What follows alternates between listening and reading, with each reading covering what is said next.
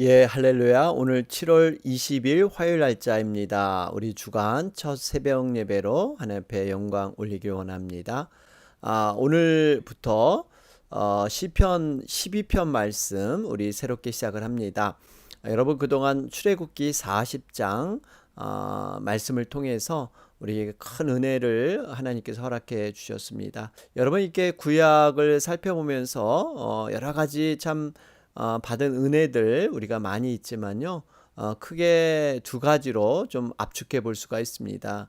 하나는요. 우리가 하나님을 우리가 연상하고 하나님을 생각할 때 구약의 하나님은 공의의 하나님, 굉장히 무서운 하나님으로 많이 여기죠. 어떠한 죄를 지면 이렇게 심판을 바로 주시는. 그런데 사실 구약도 면밀히 우리가 살펴보면요. 하나님께서 얼마나 그 놀라우신 사랑을 가지고 이렇게 구약 백성을 대했는가. 그래서 사실 하나님께서는 이 공의와 사랑은 떼야 뗄 수 없는 관계입니다. 분명히 구약 속에도 하나님의 크신 사랑이 많이 숨겨져 있다 하는 것을 보게 되고요. 또 특별히 출애굽기 말씀을 통해서 우리 성막 살펴보지 않았습니까? 사실 지금 드리는 예배, 신약 시대에 우리가 살고 있는 시대에 모든 것이 그 의미, 미닝이 살아있다 하는 것을 볼 수가 있습니다. 구약을 잘 묵상해 보면 우리가 어떻게 신약에서 신앙생활을 해야 되고 예배를 드려야 할 것인가를 우리가 구약을 통해서 많이 깨닫게 되죠.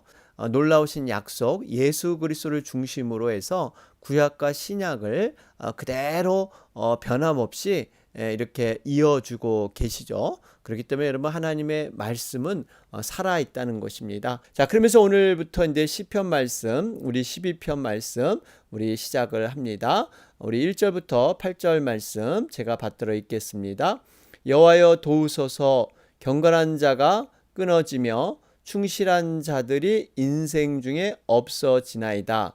그들이 이웃에게 각기 거짓을 말하며 아첨하는 입술과 두 마음으로 말하는도다. 여호와께서 모든 아첨하는 입술과 자랑하는 혀를 끊으시리니 그들이 말하기를 우리의 혀가 이기리라. 우리의 입술은 우리의 것이니 우리를 주관할 자 누구리요 함이로다.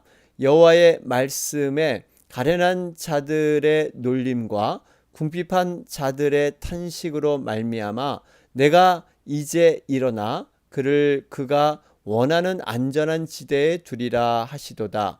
여호와의 말씀은 순결하며 흙 도가니에 7번 단련한 은 같도다. 여호와여 그들을 지키사 이 세대로부터 영원까지 보존하시리이다. 비열함이 인생 중에 높임을 받는 때에 악인들이 곳곳에서 날뛰는 도다. 아멘. 여러분 시편 12편 이 말씀은 탄식시에 해당이 되죠. 우리가 이 말씀을 깊이 이해하려면 이 말씀을 어떤 배경에서 다윗이 고백을 했는가 하는 것이 중요하죠.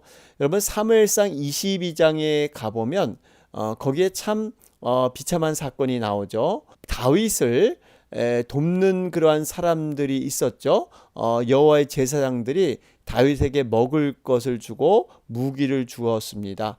사울 입장에서는 정말 그 도와준 사람들이 너무 미운 것이죠.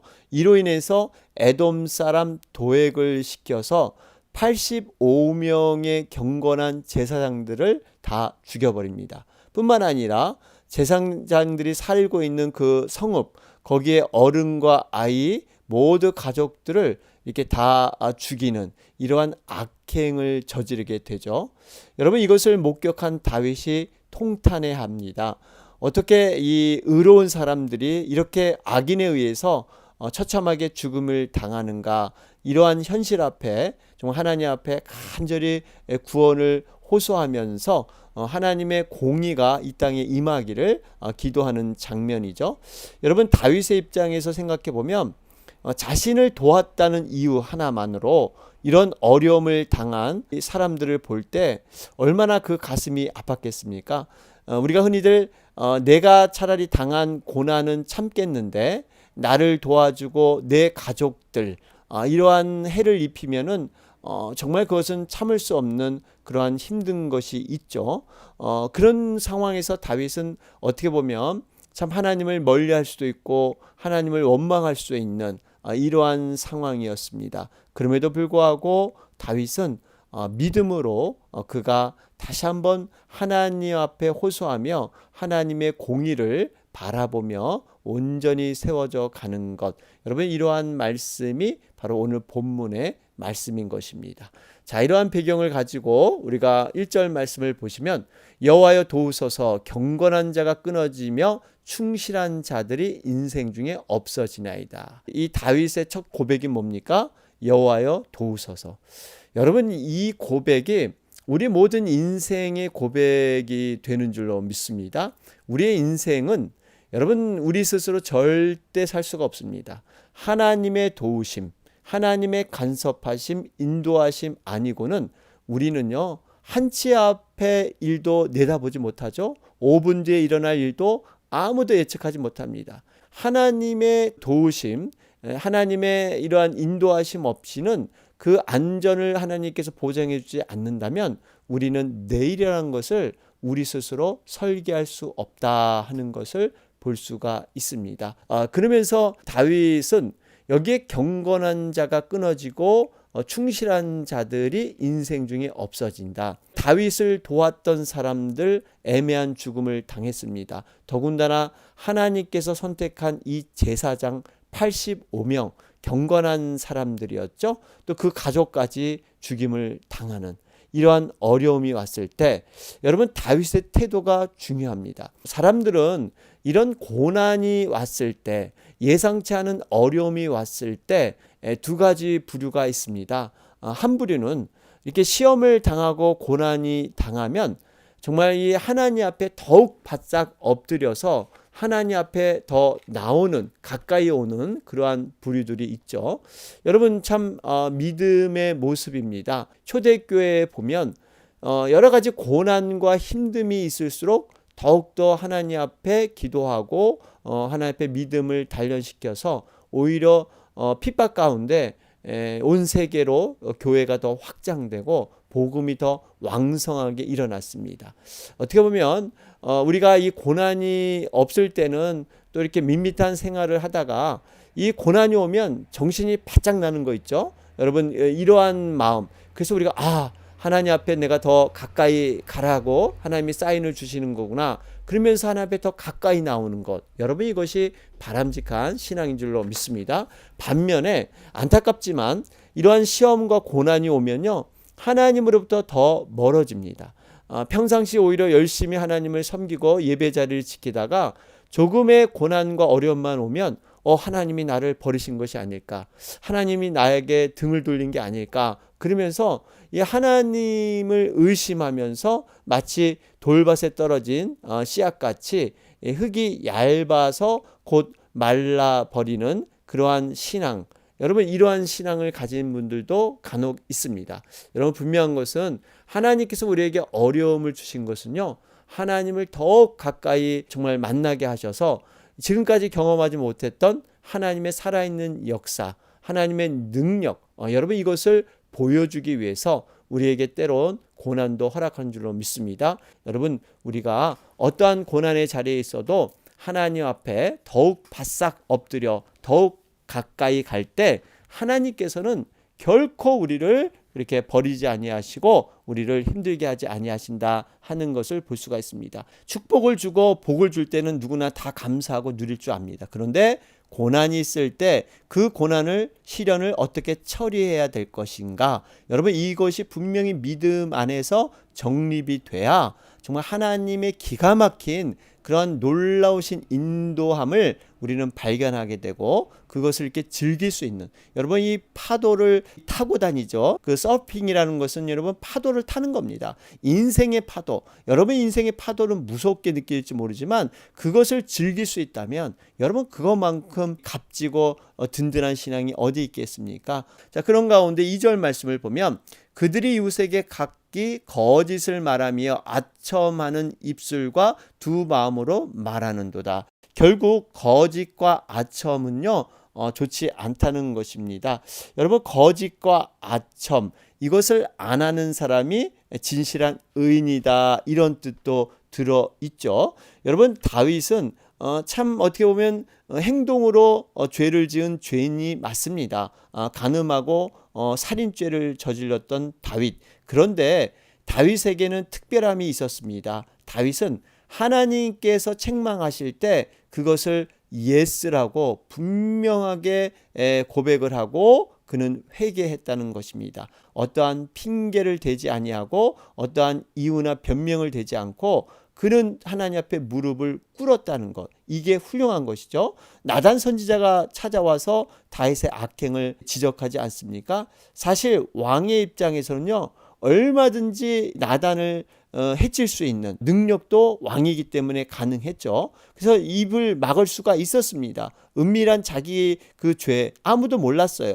그런데 그 나단 선지자의 입술을 하나님께서 말씀하신 것으로 여기면서 바로 회개했던 것이죠.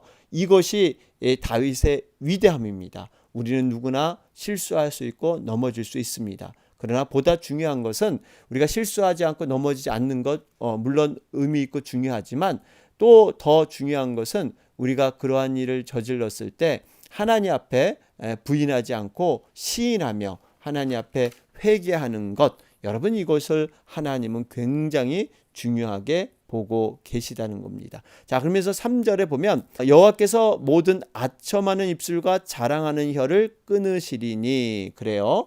다윗 주변에는 충신보다는 아첨하는 무리들이 많이 있었습니다.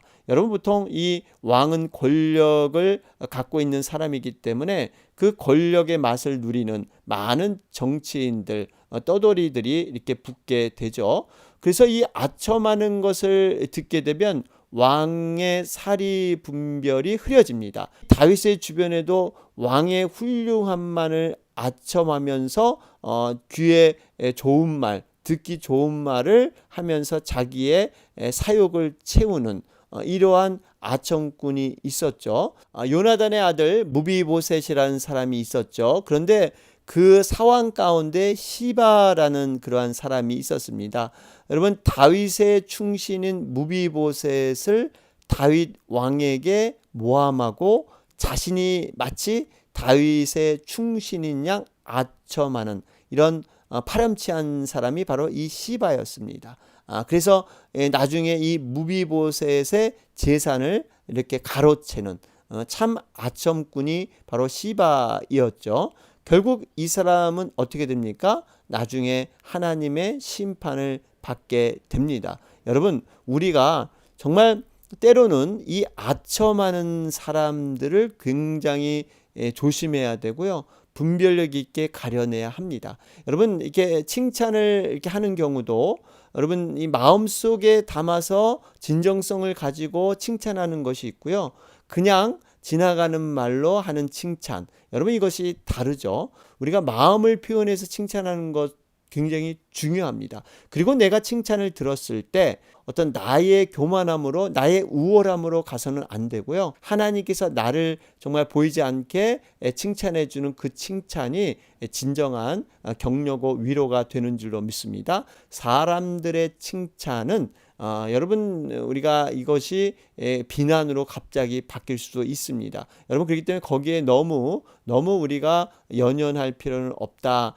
물론 우리가 그러한 칭찬을 해주고 칭찬을 또 받는 분위기, 격려의 분위기 너무나 중요합니다. 여러분, 그래서 사람이 뭐 칭찬이 필요 없다 그래서 내가 칭찬을 아예 하지도 않고 격려하는 말도 하지도 않고 이러면 아주 삭막한 그러한 공동체가 되죠. 어쨌든 간에 중요한 것은 아첨하는 것을 영적으로 이렇게 가려내야 된다 하는 것을 보게 되죠. 자, 그러면서 4절 말씀을 보시면 그들이 말하기를 우리의 혀가 이기리라, 우리의 입술은 우리의 것이니 우리를 주관할 자 누구리요 함이로다. 여러분, 이렇게 교만했습니다. 악인이 지금 하는 말이죠.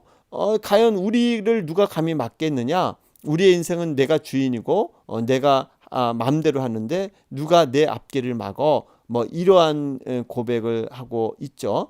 여러분, 그런데 진정으로 그럴까요? 인생의 주관자는 여러분 내가 아닙니다. 하나님이 되시는 줄로 믿습니다. 여러분 한번 인생의 뒷길을 한번 돌아보시기 바랍니다.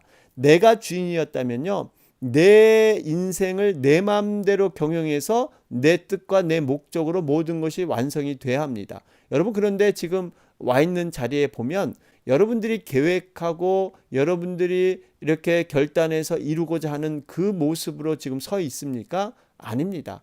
아마 여러분이 이렇게 열이면 정말 몇 개 정도만 이루었지, 나머지는 내가 전혀 생각하지 않았는데 지금 이 자리에 살고 있는 거예요. 여러분, 그런데 이 자리도 그 과히 나쁘지가 않습니다.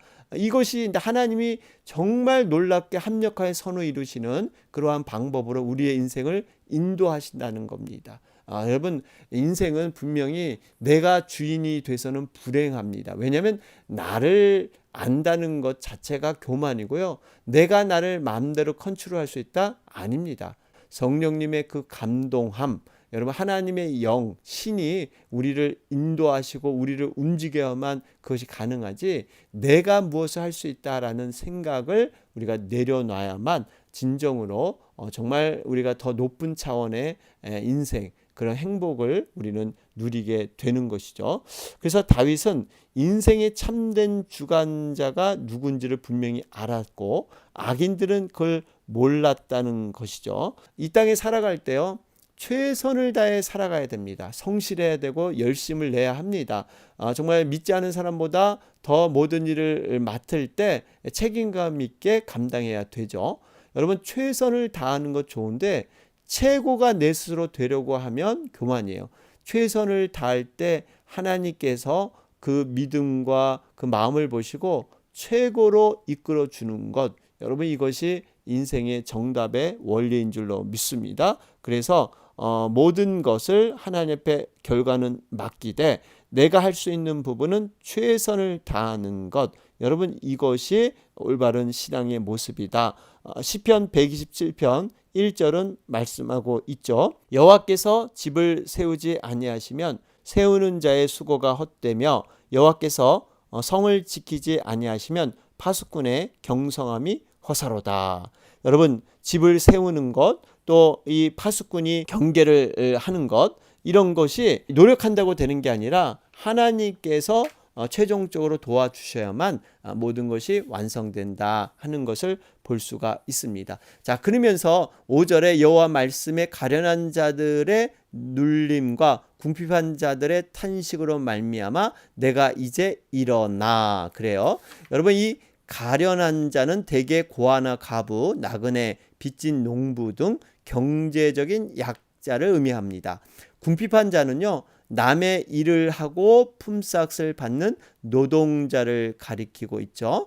이들은 부자와 권력자들로부터 억압받고 탄식 가운데 살아갑니다. 자, 이러한 어려움, 이러한 억울함, 이런 것이 있는데 여기 보니까 이제 내가 이제 일어나, 그래요. 일어나. 하나님의 때가 있다는 것입니다. 하나님께서는 때와 기한을 이렇게 두셔서 하나님의 때에 반드시 하나님은 일을 하신다. 이래서 이것을 다윗은 일어나 이렇게 표현하고 있죠. 성경에도 분명히 천하의 범사가 기한이 있고 모든 목적이 이룰 때가 있다. 전도서 3장 1절에 말씀하고 있습니다. 분명히 여러분, 이 농부들의 삶을 보면 씨를 뿌릴 때가 있고 또 잡초를 제거해 줄 때가 있고 병충해를 막을 때가 있고 수확할 때가 있고 여러 가지 이 때가 있습니다. 여러분, 이 때를 놓치면 안 되는데 하나님께서도 이러한 때, 자연의 이치가 때가 있듯이 하나님의 때, 여러분 이 카이로스, 이러한 시간이 있습니다. 분명히 하나님의 때 놀라운 일을 행하시는, 그렇기 때문에 우리는 하나님의 때를 기다릴 줄 알아야 돼요. 내가 스스로 이렇게 조급함이 있어서 내 시간에 맞춰서 일을 하다 보면 반드시 부작용이 나오게 되죠. 그러나 하나님의 때 일하심이 완벽한 것이고 우리는 그것을 위해서 기도하며 인내하는 과정, 이것이 믿음 가운데 포함되어 있습니다. 자, 그러면서 우리가 이 5절 말씀을 보면 가련한 자와 궁핍한 자들 이제 일어나서 그들을 안전한 지대에 둔다 그러죠. 여러분, 이것은 결국 사회에서 소외받은 자들, 이러한 자들에게 도움의 손길을 우리가 펴고요. 정말 그분들을 존귀하게 여길 줄 아는 것. 주님께서 관심 있는 사람들은 사회적인 약자들, 사회적인 소외 계층들, 여기에 대한 관심이 많으셨습니다. 고아와 가부와 이 가난한 자들, 어떤 사회에서 눌림받은 자들에 대한 하나님의 관심. 여러분, 그렇기 때문에 우리도 주변에 이러한 어려움에 처한 자들에 대한 관심과 배려, 여러분, 이것이 하나님의 마음인 줄로 믿습니다. 그래서 어려운 자들, 소외된 자들, 정말 이런 자들을 위한 도움, 그분들을 섬기는 것, 여러분, 이것이 굉장히 중요하죠. 그래서 예수님은 자신을 어떻게 표현하면 작은 소자, 아주 그 보잘것없고 무능력하고 소외돼 보이는 소자, 그 소자에게 물 한 그릇 준 것이 곧 나에게 한 것이다. 이 의미는 결국 내가 베풀었을 때 나에게 그 상대방이 더 큰 것으로 베풀 수 있는 이런 사람을 섬기는 것은 별 의미가 없고, 내가 베풀었을 때 그 상대방이 마음은 있어도 베풀지 못하는 이러한 어려움에 처한 자들, 여러분, 이런 사람들을 돕는 것, 이것이 의미 있다 말씀하고 있습니다. 잠언 19장 17절은 말씀합니다. 가난한 자를 불쌍히 여기는 것은 여호와께 꾸이는 것이니 그 선행을 갚아 주시리라. 여러분, 가난한 자를 이렇게 도와주는 게 이 하나님께서 이렇게 그 빚을 이렇게 진 것처럼 여기신다는 것이죠. 여러분, 이게 얼마나 소중한 말씀입니까? 여러분, 그렇기 때문에 우리가 전도, 선교, 구제 굉장히 중요한 사역입니다. 6절 말씀에 여호와의 말씀은 순결하며 흙 도가니에 7번 단련한 은 같도다. 여러분, 7은 성경의 완전수죠. 그러므로 이 흙 도가니에 7번 단련된 은, 이것은 불순물이 전혀 들어가지 아니한 순도 100% 이러한 은을 말씀하고 있습니다. 결국 하나님의 말씀이 이렇다는 거예요. 반드시 하나님의 말씀은 이루어진다. 여러분, 그렇기 때문에 다윗은 결국 이러한 모든 상황, 정말 이 어려운 상황, 정말 마음속에 답답하고 정말 이 억울한 상황을 어디에서 해결받느냐? 하나님의 말씀, 하나님의 약속, 그것을 통해서 다시 한번 힘을 얻고 소망을 갖게 된다는 것입니다. 여러분, 이게 굉장히 중요해요. 우리가 이 땅에 살아가면서 정말 오해도 받고 어려움도 받고 고난도 우리가 많이 부딪히게 되는데, 최종적인 결론의 해결, 해답은 하나님의 말씀 안에 여러분 들어 있는 줄로 믿습니다. 사실 다윗 입장에서 보면 다윗이 먼저 왕이 되겠다고 서원한 건 없습니다. 사무엘이 찾아와서 일방적으로 자신을 택해서 네가 앞으로 왕이 될 것이다. 그래서 다윗은 그 말을 받아들인 것뿐이에요. 그런데 여러분, 막상 다윗이 왕이 되기 전부터 또 왕이 돼서도 어떠한 삶을 살았습니까? 다윗은요, 계속 도망자로 추격당했어요. 사울에 의해서, 정말 이 또 자기 자녀에 의해서 여러분 계속 도망자로 살았던 다윗. 다윗 입장에서는 참 억울해할 수도 있습니다. 하나님, 제가 왕이 되고 싶어서 하나님 앞에 기도한 적도 없고 소원한 적도 없는데 하나님께서 왕이 시켜주셔서 그저 순종한 마음으로 왕이 됐는데 제 인생이 왜 이렇습니까? 왜 왕으로서 이렇게 쫓김을 당하고 왜 이렇게 고난과 오해를 받으면서 이렇게 살아야 합니까? 그런데요, 다윗은 그러한 상황에서 포기하거나 좌절하거나 불평하지 않고요, 오히려 하나님의 약속은 반드시 이루어진다. 그것을 믿은 거죠. 현실에서 어렵지만 반드시 하나님의 때에 하나님의 약속은 이루어진다. 여러분, 이것이 진정한 믿음인 줄로 믿습니다. 우리 이사야 55장 11절은 말씀하죠. 내 입에서 나가는 말도 헛되이 내게로 돌아오지 아니하고 나의 보낸 뜻을 이루며 나의 명하여 보낸 일에 형통하리라. 하나님의 입에서 나온 하나님의 말씀은 헛되이 돌아오지 않는다는 거예요. 반드시 뜻이 이루어지고 하나님께서 형통케 하실 줄로 믿습니다. 그렇기 때문에 우리는 말씀 앞에 모든 그러한 정답을 찾고 이 말씀이 우리 가운데 이루어짐을 고백하게 되는 것이죠. 자, 그러면서 8절에 비열함이 인생 중에 높임을 받는 때 악인들이 곳곳에서 날뛰는도다. 여러분 그렇죠? 이러한 모든 것들 정말 하나님께 올려드리면서 그 다윗은 정말 신앙을 주님 앞에 두고 있습니다. 자, 오늘 말씀 정리해 보면 억압과 탄식의 자리에서 영원한 안전지대로. 여러분 오늘 화요일 날짜입니다. 특별히 우리가 어제부터 우리 30일 자녀를 위한 중보기도가 시작됐는데요. 여러분 이 기도를 통해서 정말 우리 자녀들을 향한 하나님의 놀라운 뜻, 또 변화의 역사들 우리가 경험하길 바랍니다. 오늘 화요일은 우리 미국과 한국을 위해서 기도하는 날입니다. 여러분 간절히 기도해 주시고 우리 계속해서 김용숙 권사님 회복을 위해서 여러분 계속해서 기도해 주시기 바랍니다. 다 같이 기도드리겠습니다.